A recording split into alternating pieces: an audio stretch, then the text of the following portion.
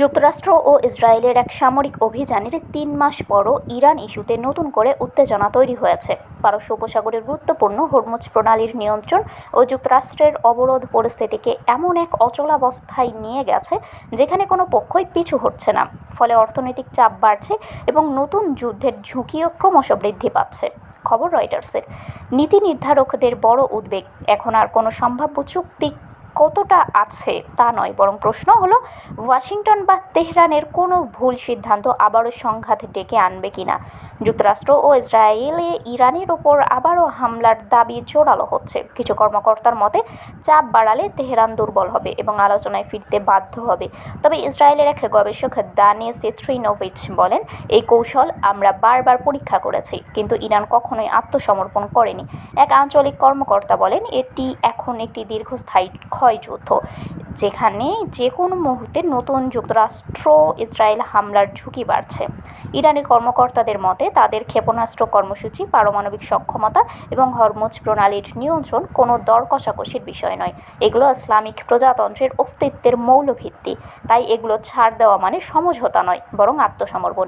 এ কারণেই দীর্ঘ সামরিক চাপেও তেহরানকে তার রেড লাইন থেকে সরানো সম্ভব হয়নি বলে মনে করেন বিশ্লেষকরা। পাকিস্তানের মধ্যস্থতায় হওয়া পরোক্ষ আলোচনার কয়েক দফাতেও কোনো অগ্রগতি হয়নি। দুই পক্ষের অবস্থানের মধ্যে ব্যবধান এখনও বিশাল। যুক্তরাষ্ট্র চায় ইরান অন্তত ২০ বছরের জন্য ইউরেনিয়াম সমৃদ্ধকরণ বন্ধ করুক এবং তার মজুদ যুক্তরাষ্ট্রে স্থানান্তর করুক।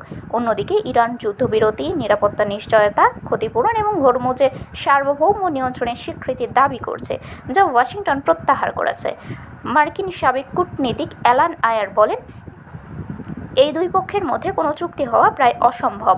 যুক্তরাষ্ট্র শুধু জয় নয়, ইরানকে অপমান করতে চায়। হরমুজ প্রণালী এখন সংঘাতের কেন্দ্রবিন্দু। যুদ্ধের আগে বিশ্বের প্রায় 25% তেল ও 20% এলএনজি এই পথ দিয়ে পরিবাহিত হতো। এখন প্রণালীর কার্যক্রম সীমিত হওয়ায় বৈশ্বিক জ্বালানি বাজারে বড় ধরনের চাপ তৈরি হয়েছে। ইরানের কর্মকর্তারা বলছেন, তাদের কাছে সমঝোতার অর্থ হলো নিজেদের শর্তে নিরাপত্তা নিশ্চিত করা। এই কর্মকর্তা বলেন, আমরা লড়াই করতে পারি, কিন্তু অপমান মেনে নেব না।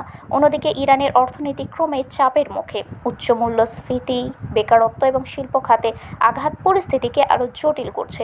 কিছু সূত্র বলছে, তেহরান আসলে একটি প্রাথমিক সমঝোতা চায়, যেখানে হরমুজে নিয়ন্ত্রণ বজায় রেখে অবরোধ কিছুটা শিথিল হবে এবং পরে ধাপে ধাপে বড় ইস্যুগুলো সমাধান করা হবে। পারমাণবিক ইস্যুতে ইরান আংশিক ছাড় দেওয়ার কথাও ভাবছে বলে জানা গেছে। তাদের উচ্চমাত্রায় সমৃদ্ধ ইউরেনিয়ামের কিছু অংশ বিদেশে পাঠানো বা সীমিত করা হতে পারে। তবে ওয়াশিংটন এখনও দীর্ঘমেয়াদী কঠোর সীমাবদ্ধতার অবস্থানেই অনড়।